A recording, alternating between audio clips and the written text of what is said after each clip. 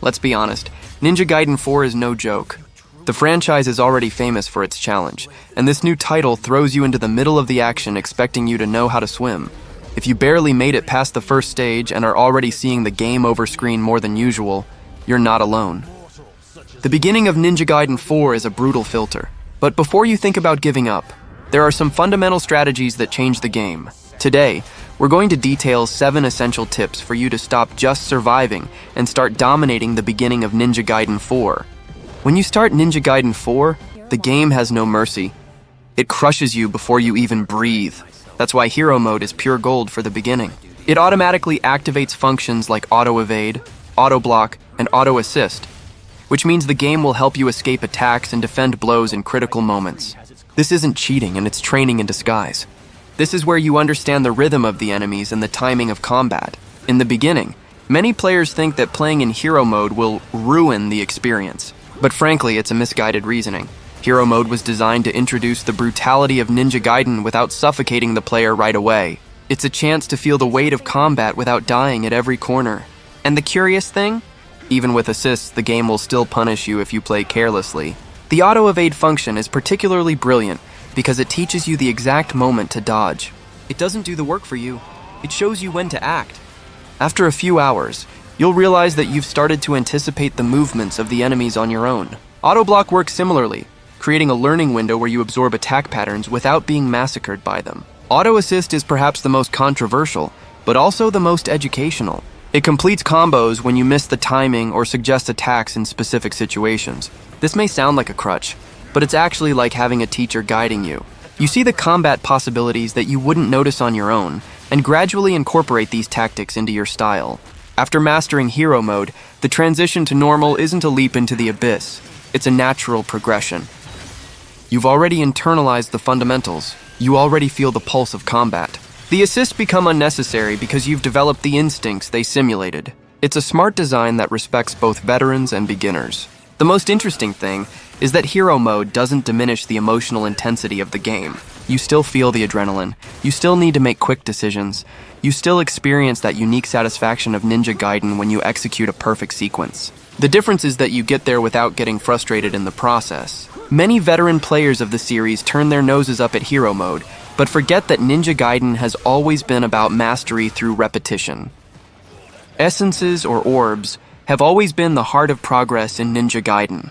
They function as energy, currency, and even fuel for special attacks. Each defeated enemy releases essences of different colors: blue to recover health, yellow for money, and red for spiritual energy.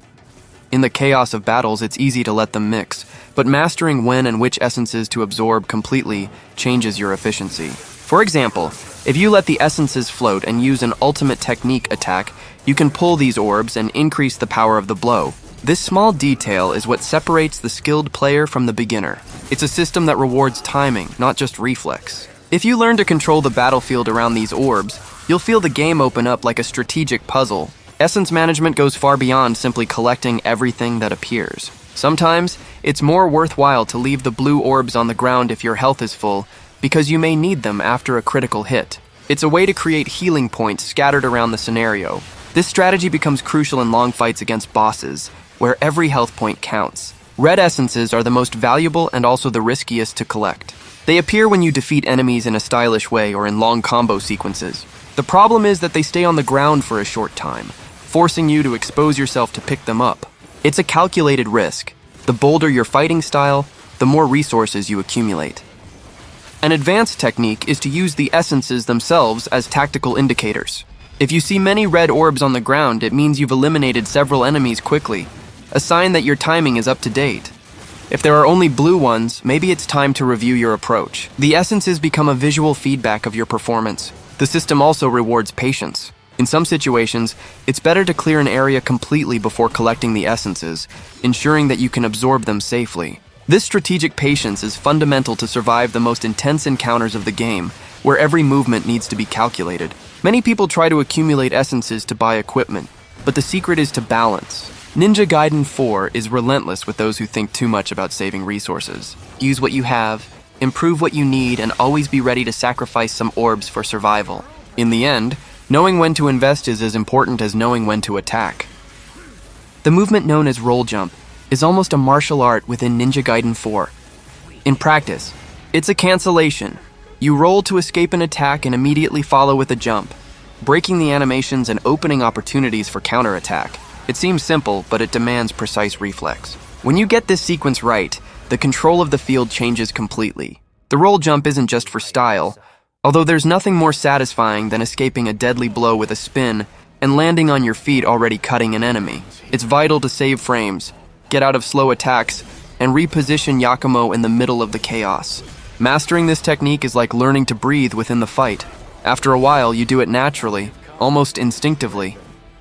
The perfect execution of the roll jump depends on understanding the invincibility frames. During the roll, Yakumo becomes briefly untouchable, and the subsequent jump extends this safety window. It's a mechanic that rewards precise timing. Too early and you don't escape the attack, too late and you lose the window to counterattack. This temporal precision is what makes Ninja Gaiden so addictive. One of the most effective applications of the roll jump is against enemies that use area attacks. When you see that slow animation of a devastating blow coming, the roll jump allows you not only to escape, but to position yourself perfectly behind the enemy. It's a complete inversion of the situation. From prey, you become predator in a matter of frames. The most interesting thing is how this technique connects with other mechanics of the game. You can combine roll jump with aerial attacks, create movement sequences that leave enemies completely lost. It's a tool of creativity as much as of survival. Experienced players use roll jump to create unique combos that go far beyond what the game teaches explicitly. The learning curve of the roll jump is steep but rewarding. In the beginning, you'll miss the timing constantly, rolling straight into the attack you wanted to avoid. But when it finally clicks, when you manage to chain fluid roll jumps, the game transforms. You're no longer reacting to enemies. You're dancing with them, dictating the rhythm of the battle. The most curious thing is that the roll jump also connects the player with the philosophy of the series. Ninja Gaiden has always been about precision and fluidity. This technique summarizes the spirit of the game. Absolute control, no waste. When you master this, you stop playing Ninja Gaiden 4 and start dancing with it. And it's from this dance that the true pleasure of the game is born. Mastering the two types of jump in Ninja Gaiden 4 is like learning two different languages of movement. The normal jump is quick and simple, excellent for repositioning Yakumo or escaping direct attacks. The wind run, that jump where the character literally runs in the air when jumping towards an enemy or wall, is the true heart of the game's mobility. Knowing how to alternate between these two movements makes all the difference. The normal jump is the basic, but shouldn't be underestimated. It's reliable, predictable, and controllable, allowing you to have maximum precision in fights that require reflex and little room for maneuvers. Many beginners exaggerate the wind run and end up throwing themselves into danger. Using the conventional jump at the right moments conveys control and mastery. The wind run, on the other hand, is where Ninja Gaiden shows its acrobatic DNA. It's a mechanic that allows you to advance at high speed towards an enemy, pulling the game into an almost aerial dance rhythm. When well executed, it shortens distances and creates attack openings that would be impossible on foot. It's a risky technique, but when mastered, it transforms the combat. The beauty of the wind run is that it has several applications. You can use it to escape, cross large spaces, or even initiate devastating aerial combos. In addition, combining the wind run with the normal jump gives you your own movement rhythm, a cadence that alternates between precision and fluidity.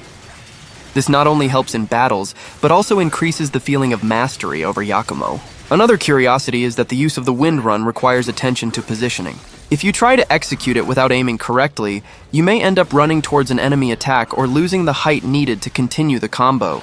It's a movement that tests both the patience and the intuition of the player. Over time, the ideal is that the normal jump and the wind run cease to be separate commands and become parts of a natural flow of movement. When this happens, the scenarios in combat stop looking like arenas and start feeling like playgrounds full of possibilities. Yakumo becomes a direct extension of the player. Mastering this alternation between the types of jump is one of the biggest differentials of those who understand the spirit of Ninja Gaiden 4. The game doesn't reward those who press buttons fast, but those who understand the right moment of each action. Knowing how to fly and land at the right time is what separates a good ninja from a legend. The attack techniques in Ninja Gaiden 4 are the core of the controlled aggressiveness that defines the series, and the wind path is one of the most emblematic of them. This technique allows you to use an enemy as a trampoline, jumping over it to reposition or initiate aerial attacks. It's a skill both offensive and defensive. and when used at the right moment, it completely transforms the dynamics of the fight. Mastering the wind path requires looking beyond the obvious.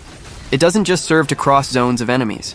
It also serves to chain vertical combos and get out of siege situations. The secret is in recognizing the right enemy to use as support, which requires timing and reading the battlefield. It's a technique that teaches you to think of combat in 3 dimensions. Special techniques like the wind path introduce a fluid rhythm to the game. They create a sense of continuity between attack and defense, allowing for a more natural, almost choreographed performance. When you start using the wind path intuitively, you realize that Ninja Gaiden is less about brute force and more about deadly elegance. A good practice is to combine the wind path with descending cutting movements or spinning blows. This way, you take advantage of the acquired height to chain devastating attacks, with less risk of being vulnerable during the air. The game rewards initiative and well-calculated risk. The wind path is also excellent for escaping area attacks and large enemies. With a jump at the right moment, you can completely avoid a deadly blow and still counterattack from above. This creates a combat flow where the enemy loses control and you start dictating the rhythm. The interesting thing is that the wind path, despite seeming like a display maneuver, represents the central philosophy of Ninja Gaiden: balance between aggression and control. Each movement needs to have intention. Nothing is improvised. It's technique in its purest state. Practicing the wind path until it becomes part of your instinct transforms the combat. You feel that you are really playing with style and precision, and at that point, the game ceases to be just a sequence of difficult fights and becomes a dance between life and death, in which each blow is a declaration of mastery. The cancellation of the falling animation is one of the most subtle and powerful techniques in Ninja Gaiden 4. The idea is simple. When falling from a height or after an aerial attack, you cancel the landing animation with another movement, usually a roll or quick attack. This reduces vulnerability and maintains the flow of combat. It seems like a detail, but it's the type of detail that separates the regular player from the master. In Ninja Gaiden, every frame counts. If you let Yakumo fall passively, the game punishes you. The fall cancellation eliminates this weakness, allowing you to maintain constant pressure. A small roll at the right time can completely change the outcome of a confrontation, especially against enemies that exploit every gap. Mastering this cancellation is understanding the concept of momentum in combat. Yakumo must always be in motion, never still. If you let him stop, it's as if you were handing over the rhythm to the enemy. With the cancellation, you create an uninterrupted flow, which leaves the game with a unique feeling of fluidity and control. In addition to avoiding punishments, this technique also opens space for creativity. Canceling the fall allows you to chain aerial attacks, initiate combos as soon as you touch the ground, and even redefine your positioning instantly. It's the perfect tool to improvise during intense combats. A good exercise is to train the cancellation after different types of attack, both the shorter ones and the ones with greater impact. This way, you learn the animation times of each blow. This awareness of rhythm is what transforms a technical player into an instinctive player. The cancellation also has a tactical dimension. It allows you to maintain the offensive even at a disadvantage. Instead of retreating after missing an aerial attack, you create an aggressive transition, nullifying any attempt by the enemy to regain control. With practice, this movement ceases to be mechanical and becomes natural. You no longer even notice that you are canceling. You simply flow. And that's where Ninja Gaiden 4 reveals its depth. When you start thinking less about commands and more about the invisible rhythm of the fight. The training environment in Ninja Gaiden 4 is one of the most underrated resources of the game. Many people ignore it, thinking it's a waste of time, but in reality, it's the best laboratory to evolve. There, you can test blows, combos, and movements without pressure, understanding how each mechanic reacts in different situations. Training is the space where the player transforms theoretical knowledge into practical reflex. There's no point in knowing what the roll jump is if you don't execute it until the movement becomes natural. The training mode offers you exactly this process, allowing you to adjust the timing, experiment with variations, and test improbable combinations. Another positive point is that the environment simulates real combat conditions. You can configure enemies, study patterns, and visualize how Yakumo reacts to different pressures. This type of preparation eliminates the element of surprise during the campaign, making each fight more predictable and controlled. In addition, training helps to experiment with new game styles. Want to focus on agility? Try sequences of wind run and roll jump. Want to test the invincibility time of a dodge? It's the right place. This freedom is what builds security and confidence in the player. The training also reveals nuances of the combat system that would go unnoticed in the field. Small animation delays, differences in range between weapons, and responses from specific enemies. All this can be studied there. And each discovery leaves you one step ahead. Another benefit is psychological. Training reduces frustration. When you understand the behavior of the game and your own limitations, defeat loses its weight. You start to see each mistake as a lesson, and this change of mentality is what really creates a technical player. Using the training environment is not a sign of weakness. It's a sign of commitment to mastery. The best players of Ninja Gaiden 4 have in common the habit of practicing, repeating, and refining. There, in the silence of the virtual dojo, is where the true ninja is born.